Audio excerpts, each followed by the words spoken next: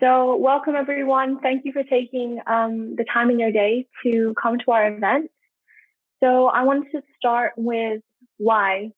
Why are you here today? And what does International Women's Day mean to you? And the theme for International Women's Day is choose to challenge. So my question is to you, how will you choose to challenge within your field, within your life? And what will you do differently?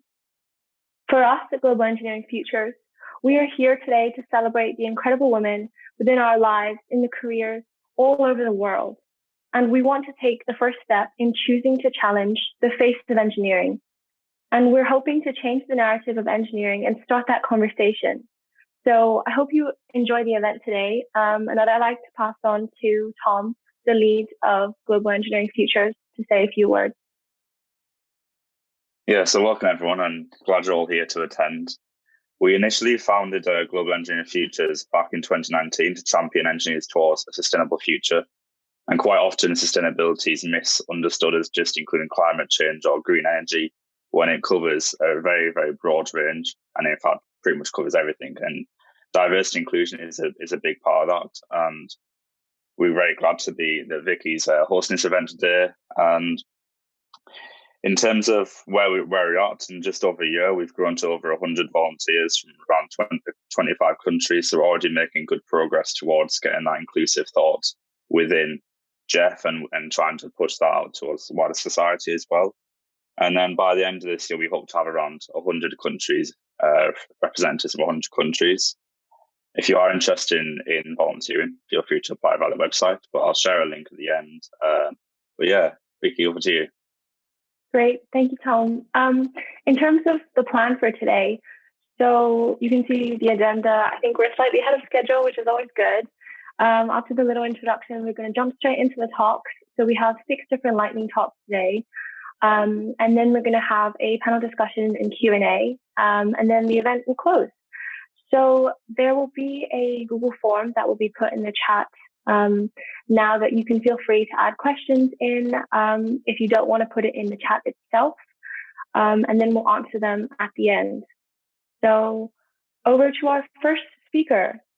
So today we have Dina, an entrepreneur and co-creator of SMIQQL, now based in Zurich.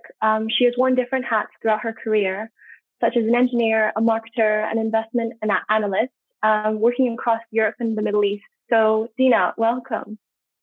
Thank you. Yeah, I'm Dina. I'm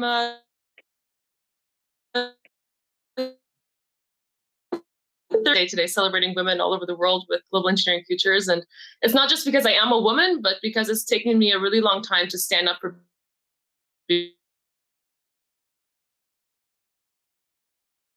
in Vermont and California, and I finished my schooling in Germany. And maths and physics always came very easy to me, which is why I grew kind of accustomed to being around boys for a very young age. And I got used to the surprise on people's faces, particularly men's, when my education advanced and I started specializing in these more difficult subjects. And I got used to having to prove myself before I was taken seriously, and it actually became completely normal to me. So when I was 17 and I was deciding on where to go to university and what to study, I considered all my various interests and capabilities and what I could do to impact the world in a way that I felt gave my life meaning. And as a young adult, I was extremely driven to make a change in the world, like to positively impact the progress that I felt like our world needed to accomplish. And I thought that engineering offered this great path of combining my passion for science with a skill set of problem solving that could really make the difference that I was seeking. So I moved to London and I studied environmental engineering. I was a very, very strong-headed young woman, and I learned to not really present myself as a female engineer. I didn't want to be seen as a woman. I felt very hyper-aware of the whispers of my male peers around positive. My first full-time role as all managers and colleagues around me knew that I had no interest in starting a family anytime soon. And I was very scared of being forced into this bucket of women who were not taken seriously and considered whiny and complicated and not worthy of that much investment, since the whole day they'd make their children and not their work into their priority. So what this led me to kind of force myself to behave like a man, just in a woman's body. And sadly, I kind of proved myself right. I could see how I was being treated differently and spoken about differently than many of my other female colleagues. And I got results in my job, and I was respected by the men in the office and the boys in the field. And I knew that they saw me first as a competent engineer and not as a girl. And I even developed a certain sense of pride in that my strategy of respect through intimidation succeeded so much in my career.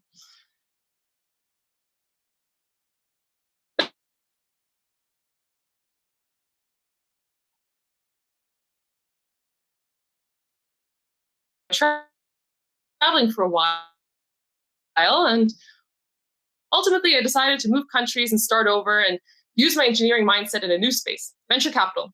So into the next male-dominated environment. And, I'd even grown a certain sense of comfort in this. But I was 28 then. And I anymore from the person that I was at work. And I didn't have to play charades anymore. And for the first time, I dared to be truly myself all the time. And something really amazing happened. I became friends with a few women I was working with, and I found really behaving like a man, being so scared of missing out on career opportunities that I knew I deserved. I was actually playing ball.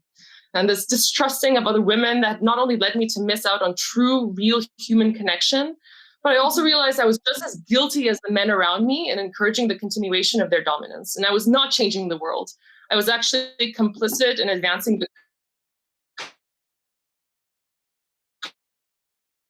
comfort of the world that they had built.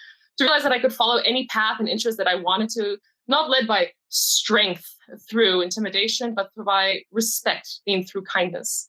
And it's actually a much harder road to walk down. It requires a continuous effort of patience and opening my heart, which allows it much more hurt at times. But what I would tell my 17-year-old self now is that changing the world actually starts with changing your world.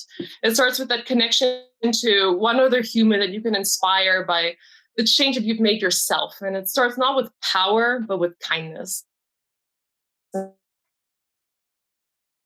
with mutual support. And it's the kindness to every part of our environment that matters, both the people in it and the planet that they live on. And this sparks the desire to change. And also the kindness to yourself, to allow yourself to be and to do the things that you value. Success does not take away from your success in any way.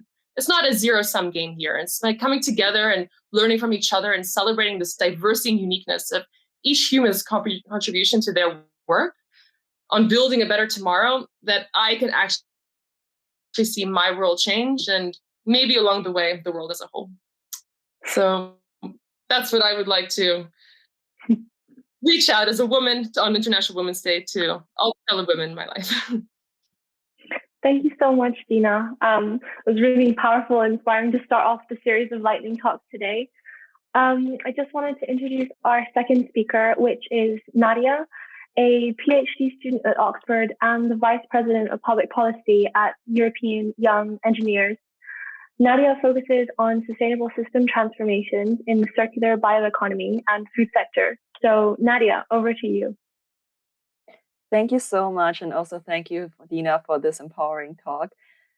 Yes, today's theme is Choose to Challenge. And I chose transcending silos as mine.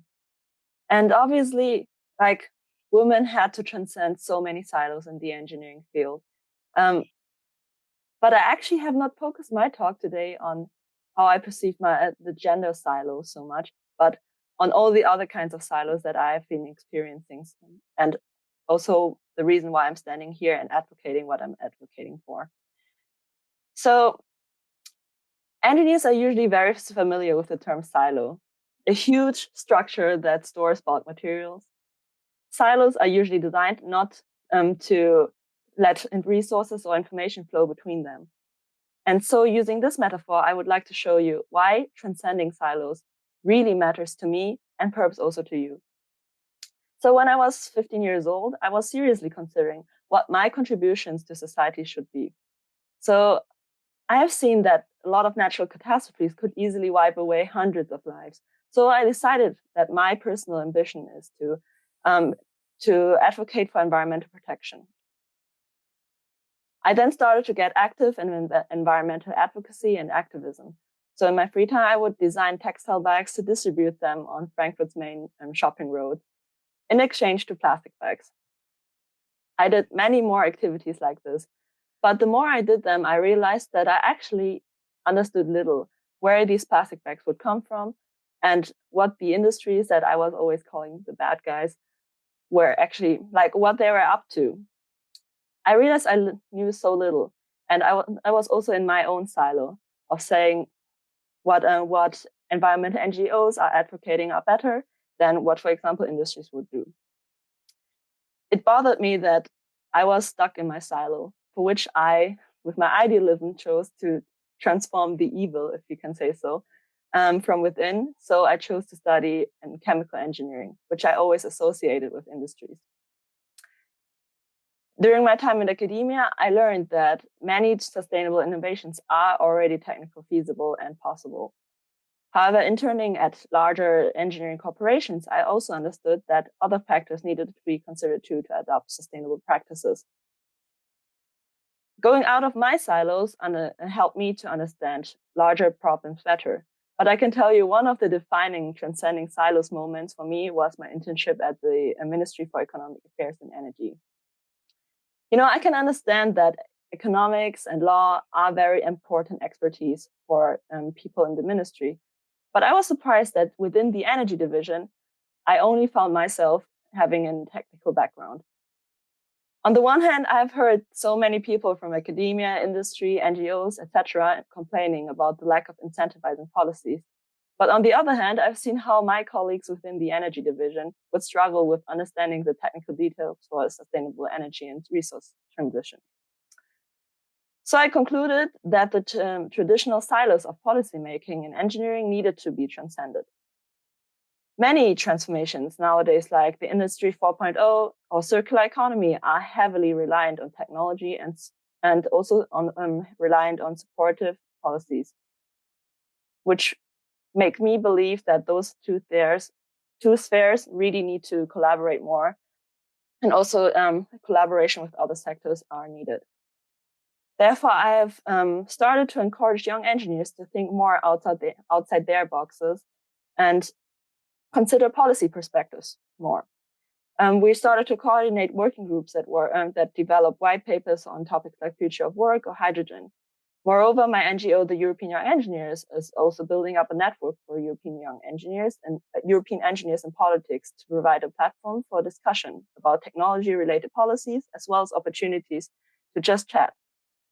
And one of our big projects right now is also the Gender Equality in STEM project, since you all know the agenda silo really needs to be transcended, and I hope that we can discuss it a bit later too. And really, I can just tell you from my systems engineering perspective that transcending silos is so important to create synergies and also avoid unintended consequences. But I do think that this culture of mutual understanding is really lacking. And I hope that with the International Women's Day, we also show that the lack of understanding should be overcome in the future, so that those silos are like not stuck in itself, but are becoming vibrant and talk to each other. I'm really looking forward to what the other people have to say. And yes, thank you for inviting me. Great, thank you so much, Nadja. Our next speaker is Naomi, a recent graduate of design engineering, a Royal Academy of Engineering scholar, and founding her own business, Movetru, based on her childhood passion of ballet. Over to you, Naomi. Thank you so much, and happy International Women's Day, everybody. It's an honor to be able to speak to all of you. And I'm just going to tell you a bit about my journey, because that is why I choose to challenge. Growing up, I was really into ballet. I started dancing at 4, started teaching at 13, and by 14, I actually injured myself. It took 8 specialists and 3 years to diagnose the issue, and at that time then be able to build up my strength again. So at this time, I was still dancing, still teaching, and really not knowing what I wanted to do, and studying in an all-girls high school, where whenever I even suggested engineering, they were like, why would you want to do that? Your personality doesn't suit it. And I was strongly suggested not to do it because I wanted to speak too much. Was really the reason that they said. So they said, no, I don't think it's suited to you. You should go into business. And the day that I was meant to confirm my university, I decided I would change to engineering. So I rang the university, seeing if there was a place, and changed over. Really having no future plans of what engineering would do. Going through university, I definitely had my doubts, and I felt I really struggled to see a role model that I could look up to, that I could relate to find a female engineer that's into fashion, into ballet, or just into something more around someone that I could relate to in my personal areas.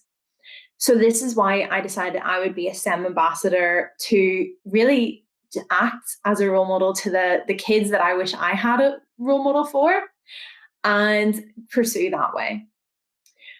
Final year at university, I had the opportunity to put forward my own idea, which is when I decided, okay, it could be quite fun to put forward a final year project in engineering focused on ballet. So for the university, it was their first ever dissertation in engineering and ballet, and combining how our biomechanics affect our physical health, and how does that actually cross into other different areas.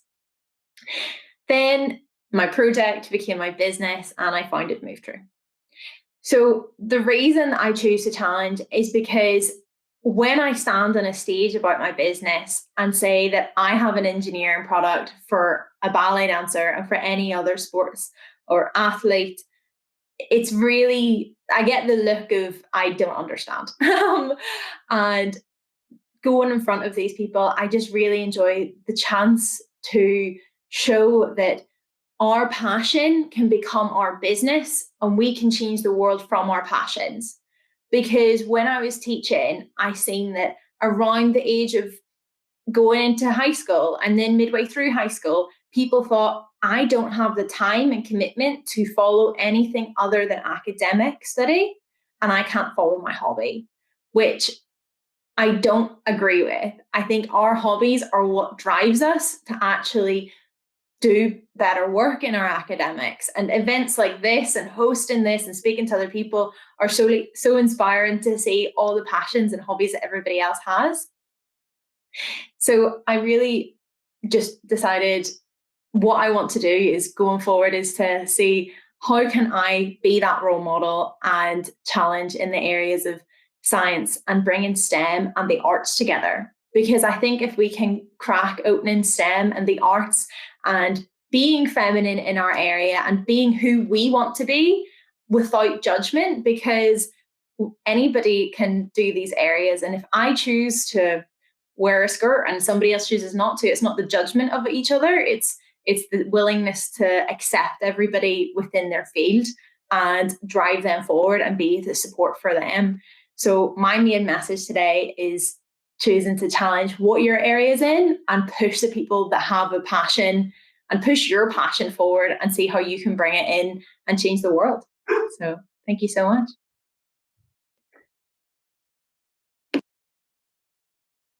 Thank you so much, Naomi, about your Choose to Challenge message.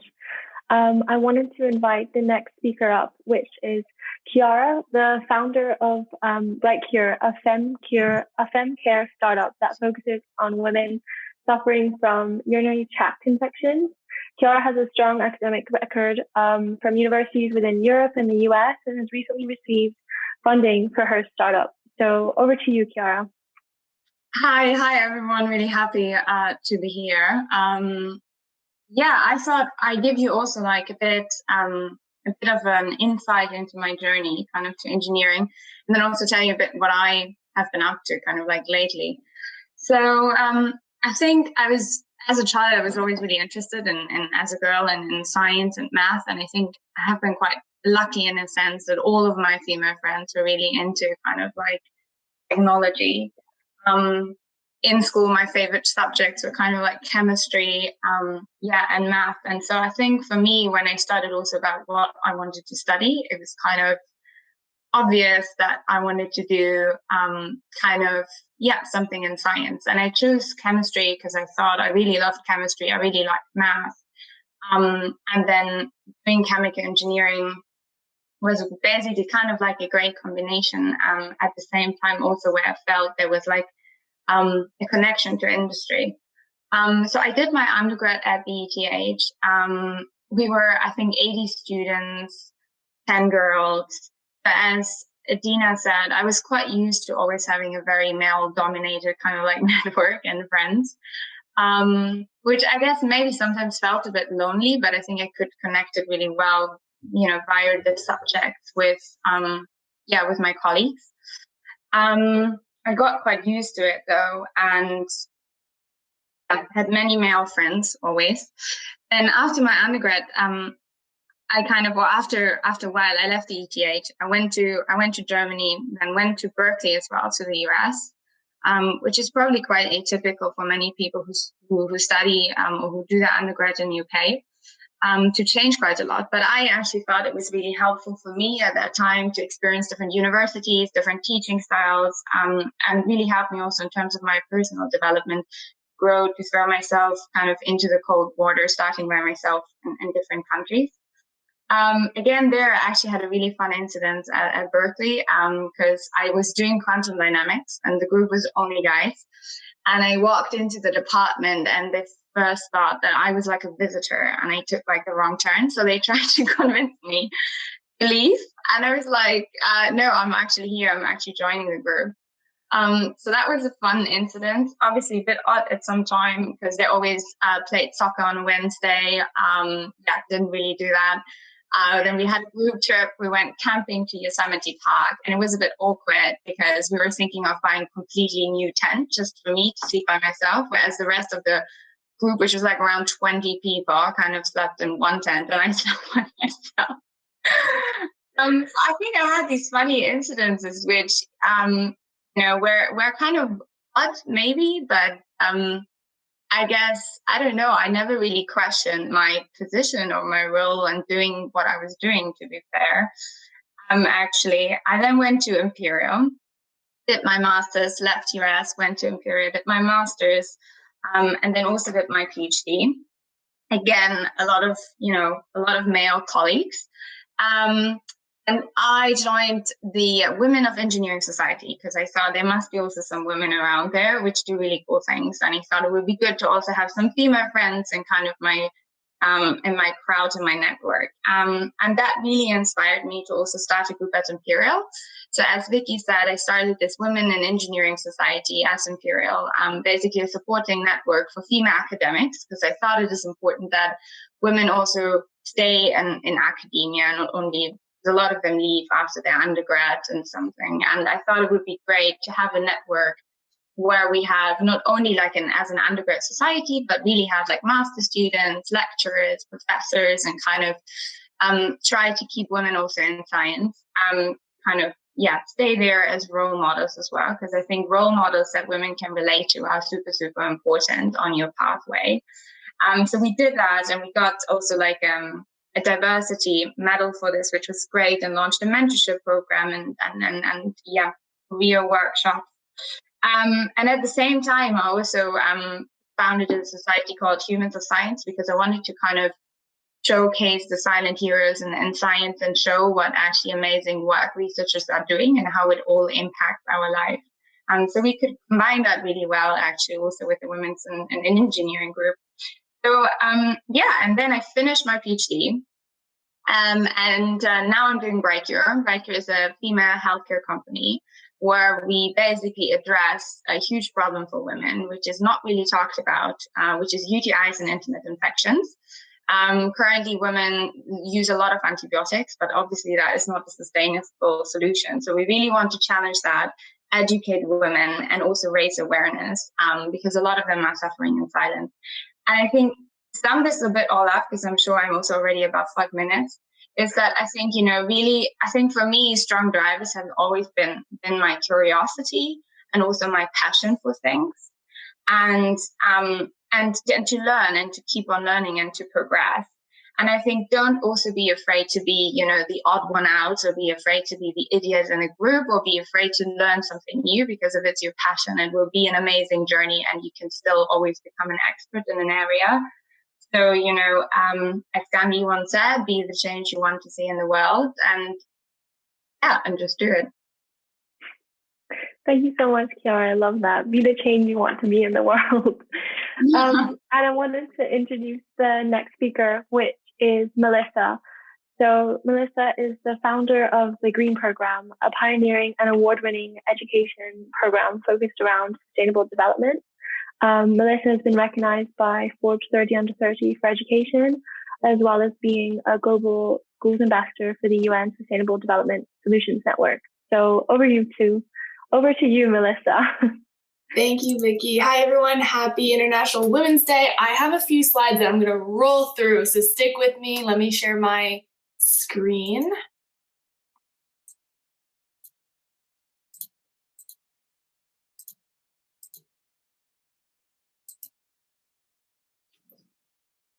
Alrighty, so you should all be able to see my screen now. Let me know if you don't. Again, my name is Melissa Lee. I'm the founder and CEO of the Green Program. And today, similar to some of my other colleagues here on this panel, I'm going to go through my personal journey as someone who is not from a STEM background, but is working in the STEM industry and fields every single day for the past 11 years.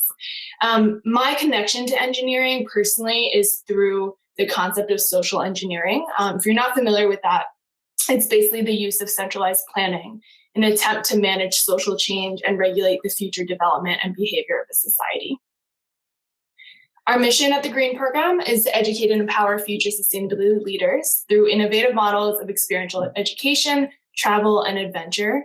And since 2009, we have created short-term experiential education programs focused on our world's most pressing issues in sustainable development, like our beloved Sustainable Development Goals. So go back a few years with me. I started the Green Program when I was 19 years old, more than a few years, a lot of years, 19 years old, and it was summer break 2009.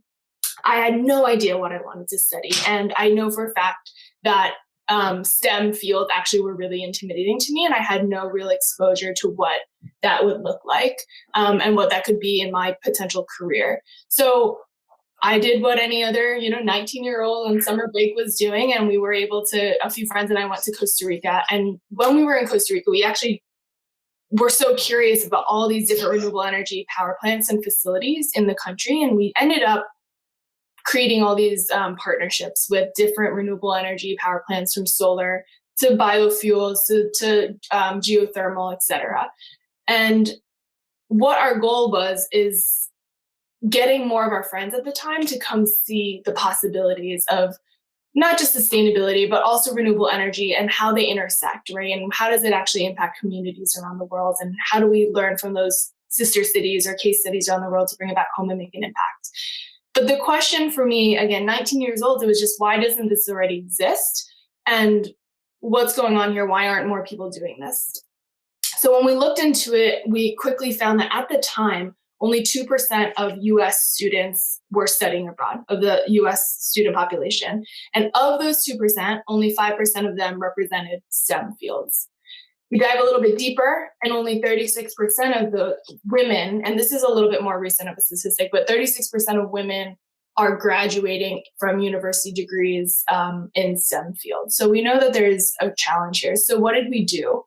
We chose to challenge. So, we broke apart the traditional study abroad model.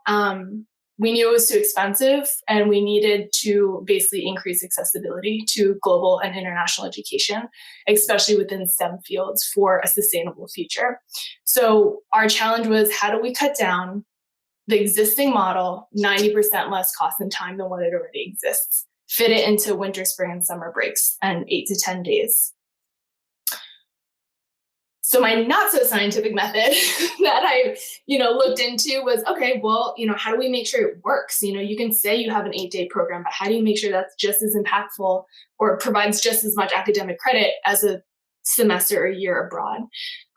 So it came down to this. We needed to slow down time. we needed to trip over the truth very often, and then we needed to do it backwards.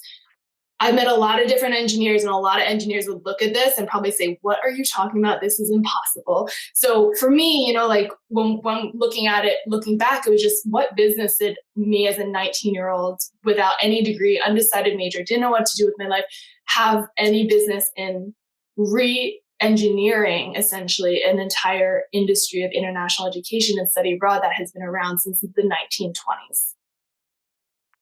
And we realize we're going to bring it back to the science. So when you look at slowing down time, I'm going to roll through a few of these because there's a lot of information here, but you can engineer sense of time, engineer social constructs of building peaks to create longer lasting impacts. You can create intensity, excitement, engagement to boost sensory appeal, raise the stakes, and break the script. So for example, boosting sensory appeal will slow down time. So what if, our moment was, what if we could get students out of the classroom to learn about sustainable development, out of the textbook, and let's go to Iceland, let's be on a glacier and turn the volume up on reality and what's actually happening in climate change. How do we break the script, and how do we be deliberately different? Design experiences with elements of surprise. And we know this as people, but there's science that actually backs this up too, that when we say that we feel the most comfortable when things are certain, but we feel most alive when they're not. So there are studies like the oddball effect that can teach us how to engineer the unexpected and slow down time, our sense of time. We looked at psychology. So a dramatic moment, we wanted something to stick, right? You needed like a sticky 10-day experience where everything you're learning will be carried on with you for years and hopefully like a lifetime as well. So when you look at sustainable development and climate change, the psychology tells us that there's these dramatic moments when isolated events become linked to global patterns. But this psychologist said, actually, but they're all serendipitous. You can't actually predict when they're going to happen. So what did we do? Chose to challenge that again. Sorry, Roy, we chose the challenge. So what if we took the chance out of it? What if we could engineer moments that allow people to trip over the truth, come and discover their own truth, and basically recreate my own discovery journey when I go to these locations and create these experiential education programs. And these are just some ways that you can do that. And then as students, I quickly learned through lived experience that there's a dirty secret in higher ed, and a lot of our professors and faculty actually aren't taught how to teach. So what if we did it backwards? Your traditional model will look at, you read the book, you answer some quizzes, and that's the outcome that you get from that quiz or that exam. But what if we actually identified the goals first and then assessed what evidence that we needed to actually support the desired results that we wanted, and then design activities based around the desired results of what we need? So consider looking at different teaching methods, how we're ordering the entire itinerary and the sequence of the classes versus the power plant visits. For example, we did a completely counterintuitive curriculum and just flipped it on its head. And this is how we know it works. After a decade of 10 years of doing this, we're super proud to say that 95% of our participants experience a sustainability-related shift in action and awareness. And we have an amazing alumni, some who are also here at the Global Engineering Futures, to actually put their knowledge and power to use, their sustainability passion to use, right? In amazing corporations and organizations around the world where they will make a difference. Going back to women in STEM, it's been really important to us to open up the industry, because the first statistic is 36% of women in STEM. But our programs represent a majority. We want to increase it a little bit more, but basically 52% of alumni of the Green Program are women in STEM. And what's really cool too is out of all the participants who actually switch majors after our program, 75% of them choose a sustainability-related field. So my message to everybody is to create a strategy that strives to be deliberately different. It doesn't need to just end at being a woman in a STEM field, right? We need to go deeper and just continually challenge and ask what the status quo is and what we can be doing to push more and look into our what if moments. I love this quote by Mae Jemison, who's the American engineer, physician, and NASA astronaut. She's also the first African-American astronaut. Never limit yourself because of others' limited imagination. Never limit others because of your own limited imagination. So I hope you join us to choose the challenge this International Women's Day. Thank you for listening to my talk. Great. Thank you so much, Melissa. I love that way of thinking. And I hope that some of us adopt that in the future. And I'd like to welcome our last speaker. So our last speaker is Ipshita, the co-founder and CEO of the Global Bio Fund, addressing people, planet, and profit through her work on biotechnology, innovation, and impact. Ipshita is actually also on our board of directors for the Global Engineering Futures, as well as a visiting lecturer at Harvard School for Public Health. So welcome, Ipshita. Thanks, Vicky, and happy International Women's Day, everyone. What an inspiring morning. I'm dialing in from Boston, and just this energy and the story from Dina, Chiara, Melissa, Naomi, Nadja, your stories are so inspirational. And what, Melissa, you left us off with 36% of women in STEM, that's a challenging statistic by itself. And it gets worse. I think Dina highlighted all the way to venture capital, where this gets even down to what I'm doing currently. Only 1% of fund managers first time are doing fundraising. So you can imagine how bad the odds get as you go further along your career. Having thought about first diversity and inclusion, but why? Because frankly, growing up, being a woman, as many of the speakers have talked about, was never a thing I really factored as I'm a woman, so it's going to be harder. My passion's always been towards technology for good. And seeing some of the overall numbers we saw with multiple reports, especially with Fortune 500 companies, we've seen that boards which are more diverse and inclusive are better performing on environmental, social, and governance. So they are more SDG focused. And frankly, I think the time is ticking, the clock is ticking for all of us. I mean, climate change is very much real, biodiversity loss is very much real. We need to be attacking sustainability and development goals together. And having more diverse teams is hands-on the way to do it.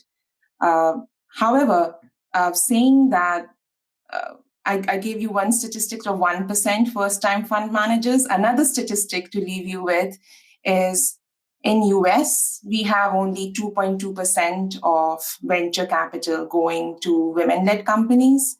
In the UK, that's about 1%. This is women-founded companies.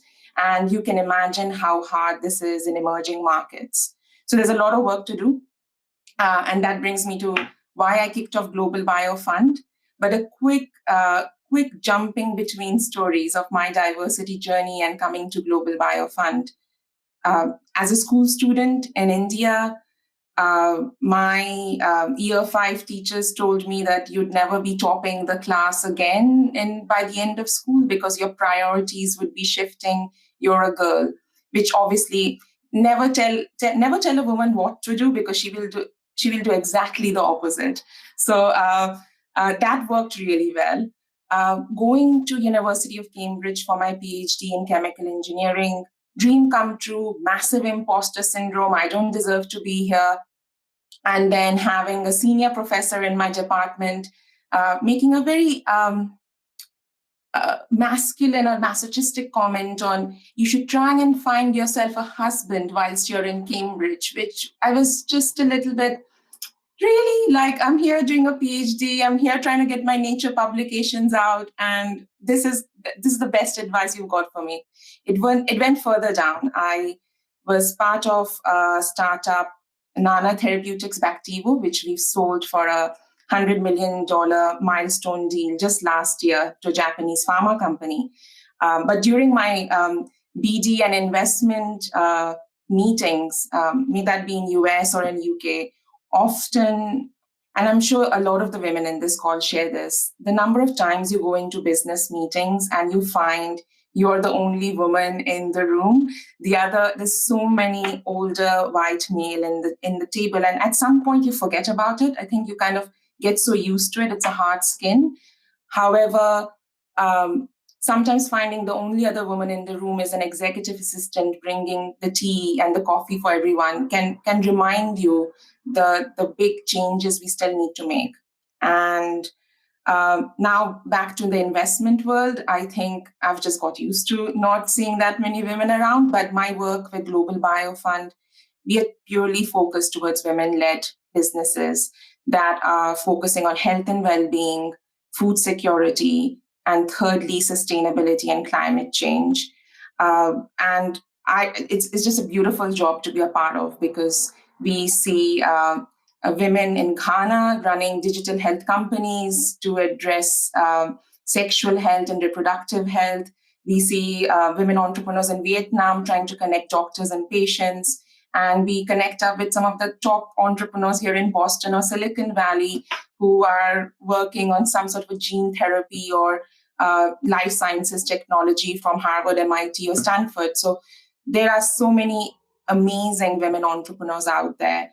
And I guess going with the theme of choose to challenge, quick advice would be with one, challenging oneself. I think often the biggest challenge is to believe in yourself and not let the imposter syndrome, don't accept that imposter syndrome, kind of challenge that, because the second part of the challenge is often your family or your friends or your colleagues or your classmates might also sometimes limit you. I loved Melissa's quote of the limiting, you not being limited and you not limiting others, the quote from the astronaut, because often other people will also tell you, you can't do this. The number of times someone has told me, you can't go to Cambridge, you can't start Global Biotech Revolution, you can't start your own investment fund. I think being conscious of what you're good at and bringing other people who are much more experienced, who have better skill sets and work together as a team, I think, not letting your peers affect you.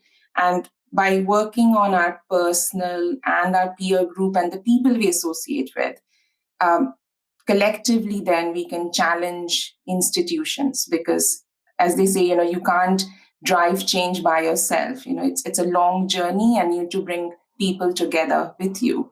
So making sure you bring those energy givers, the people who believe in your idea, who believe in you, and are there in the worst of times, not the best. So yeah, that's all I had to say for today. But thanks for having me, and excited about what questions the audience has. Great, thank you so much. Yes, it's now our Q&A section. So if anyone in the audience has some questions, feel free to either put it on a Google form or put it on the chat. But whilst we're waiting, I have a few questions that we can dish out to the panelists. So I wanted to start with maybe Melissa, what do you think we can do to encourage improvements of diversity within engineering and STEM from like a global perspective? Because you mentioned a lot about education and the green program and how it's really helped to increase the amount of women within your program. How else do you think we can encourage further diversity? I think it's all about exposure. When we bring students, female engineers, to Iceland, and they're learning about the largest geothermal facility and one of the first net negative carbon emitting power plants in the world. And we put them in a classroom and their professor is a 30-something-year-old female engineer who is a lead engineer who designed that power plant. And there are around 52% of women in the room, female engineers or STEM fields as well. I can't tell you how many times students have said, this is the first time I'm not the only woman in the room. And the fact that you have professors that are teaching us this, that, it's exposure, that we need to know what's possible. And I also think it's a powerful note of just like staying curious of what you don't know and tapping into that too, because we need more of those what if moments in our lives, and being able to be exposed to people on this panel, and like seeing events like this, like you have to sometimes look on your own and not rely also on like what's already built out for you, to challenge that and find more of what's possible. Great. Thank you so much. And some questions that we have coming through now is that how, whilst you're studying a PhD, did you tackle imposter syndrome? And they're asking if this could be answered by Chiara and Ipshita as well. So Ipshita, do you want to go first? Oh, Chiara, sure. Yeah, no, you go first because I think you addressed that. This would not have happened in a manner because often this sort of support of you go first, or that's the sort of collaborative spirit. But on imposter syndrome, I think what I've accepted is to what I think one of the previous speakers said, that accepting yourself to be a female scientist or a female entrepreneur, you don't want to put the tag female, and imposter syndrome similar. Most people don't want to they think if they accept they have imposter syndrome, it's a sign of weakness. I've seen a lot of men actually too have imposter syndrome. If you're doing something that's just very ambitious or out of common, or you're just challenging yourself, you're getting outside your comfort zone, it's very natural to have imposter syndrome. So in terms of dealing with it, I would say, firstly, just accept it, accept the problem that, oh yeah, I'm just having imposter syndrome. And you find half the problem goes when you're like, oh, this is just imposter syndrome. And then I think data, being an engineer, data speaks to me. So back it up with actual facts. So for example, a PhD, I felt that, I just wasn't that smart enough to be in Cambridge, but I was like, wait, I've got the right grades. There are people out here who don't have as many good grades, and, I've published things before. So back it up with facts. So I would say accept it, back it up with facts. Chiara?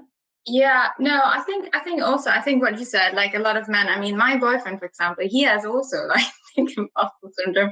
And actually, funnily, when I did, when we were at Indie Bio, actually one of the investors, funnily, I was also the only female founder in that whole group of startups. But funnily, one of the investors also mentioned on a whole group call with hundreds of people, oh yeah, Chiara has imposter syndrome. To be honest, I think it's a good advice to accept that. And I think probably, yeah, if you are quite ambitious and you're doing something really challenging and something innovative, I think it probably everyone also has it around you. And I think it can be, turn it into something positive, because it can also be a very strong driver, to a very strong driver and motivational driver, to work hard, to give your best, to be passionate in what you're doing. So, yeah. Thank you. I love what you both said as well. And I think it's so important to believe in yourself and believe in your capabilities and back it up with proof, because then you can reassure yourself when those feelings of self-doubt as well. The next question I wanted to ask Dina. So the question is, what can you do to be taken seriously in the workplace? And how did you find working on loads of different parts and loads of different areas? I think you can do a lot of different things. I think I've tried various different things. When I was younger, I think, my approach was to show strength, be very, very strong, and be to give everything, to not be fooled around with, and to really deliver value in advance and show that I am delivering results and I know where I'm going at. But as I kind of said when I was talking, I think that also came at a price for me, that I neglected all these softer factors. I didn't build a lot of connection that I would have had the opportunity to do. So I think delivering results is a guaranteed way of achieving respect in what you're doing. And I think that along the way, though, building the connections with the right people and extending trust, even when you don't always get that back, is worth it. So believing in yourself, and also realizing that everybody has it hard, also in the imposter syndrome. I think every single woman here has felt it in some way. I nearly gave up my studies in my first semester. I was I really was completely convinced I was too stupid for it. And I ended up being, having the second highest grades that year, right? it's my mother actually was when one of the conversations I was crying to her when I was 18 and started. She's like, well, what are you going to do instead? Are you going to go back to Germany and do a traineeship at a bank? And I'm like, no, I'm not going to go and do like this simple path that I know is going to be the same for 50 years. Like, actually, I chose to do this because I wanted to challenge myself and like have that little bit extra strength to push through. And yeah, everybody's on their own journey, but we share a lot of the same feelings along the way. I love that. I think that's really reassuring as well for hopefully some of our audience and panelists. And the next question is actually based on male allies within STEM fields. What can we do as male allies to help bridge the gap between the genders in STEM? And how can we support International Women's Day and female engineers? So this is open to anyone. Feel free to jump in. Does anyone want to start? Naomi? I'll take a quick start, Vicky, because I'm so happy for someone who brought up that male allyship, because often I think you have diversity and inclusion and equality. Just a very simple example. I think a lot of millennial or older men actually feel that gender equality is being solved by itself. We've made so much progress. And absolutely, like, I think all the women here would respect that we are grateful for the last 150 years of work that politicians and business leaders and lawyers and judges have done to make sure that we can stand here having these professions. But if we carry on at the same speed, so there is zero gender equality in any country in this world. Only 8 countries have gender equality policies. If we carry on at the same speed, it's another 250 years till we are 50-50 on gender equality. So we really need male allies to appreciate that it's not just given that this will solve by itself. They have an active role to play. Quick example, my husband was one of those men who was like, oh yeah, this is not a problem. Our generation believes in gender equality. But you see examples within your own workplace or within your own education. And I think standing up for the women in your work, and I think that shows you off so much better as a leader when you can look beyond yourself and look for your team and question pay gaps, question promotions, question eligibilities for them. So I would say in terms of male allyship, if you do, every small bit helps. So do anything, but do something to encourage more women wherever you are. Sorry, I interrupted Naomi. Where are you going? I interrupted in. No, don't worry. I think mine was going to be very similar to yours, that it comes down to as simple as starting that conversation and promoting that female. And that could be completely unrelated, that if someone that you know has accomplished something and it's sharing it online, it's just hitting the reshare button, it's putting it up on your Instagram story, it's sharing it on LinkedIn, it's commenting and liking it, just so other people see it's happening. Because that is the biggest strength, is by promoting it and giving somebody that reassurance that they're being seen and being heard. And also in that workplace, if it's pulling somebody up on, if somebody says something that is derogatory or isn't right, then that makes the biggest impact. When I was in work, I was told by a non-engineering male that females shouldn't be engineers. And I had heard this comment from him twice, and like, I didn't want to bring it up at all, but it was actually another man that brought it forward and said, like, this isn't okay. You can't do this. And it was because I didn't bring it up. It was because another man brought it up that it was never brought up again. And whenever I brought it up after the first incident, it happened again. After I had my ally that brought it up, it was so much support was put behind it. So it's highlighting if there is something going on for a female that isn't right, is the biggest thing that can happen and the biggest change, because it gets more attention to just help support. Yeah, It's a really important message. And I think it's so important to have different allies, whether it's male, female, non-binary, just to support our message and encourage diversity and equality. I'm afraid this might actually have to come to an end because we actually have a few more questions, some of them specifically around each person's story and their startup. So I'd encourage the audience, if they want to get in touch with the speakers about the questions based around your journey, about the progress of the startup, I think the links are in the chat if you want to reach out with them on LinkedIn. I'm sorry we don't have enough time to cover it today, but I don't want to take up anyone else's precious time. But I'm really proud of like all the speakers today and everyone else who's taking the time who had this conversation with us and choose to challenge. And I wanted to say a massive thank you to all the panelists today, all of the attendees today, and all of our collaborators. We have 9 collaborators from all different industries that have helped like bridge this event and share it across their different networks. So thank you so much for choosing to challenge with us and joining us today at our event. So thank you so much. And feel free to connect with lots of the speakers as well. Make sure to note down all their names or take a screenshot of the slide, and we hope to see you soon. So thank you so much. Bye, everyone.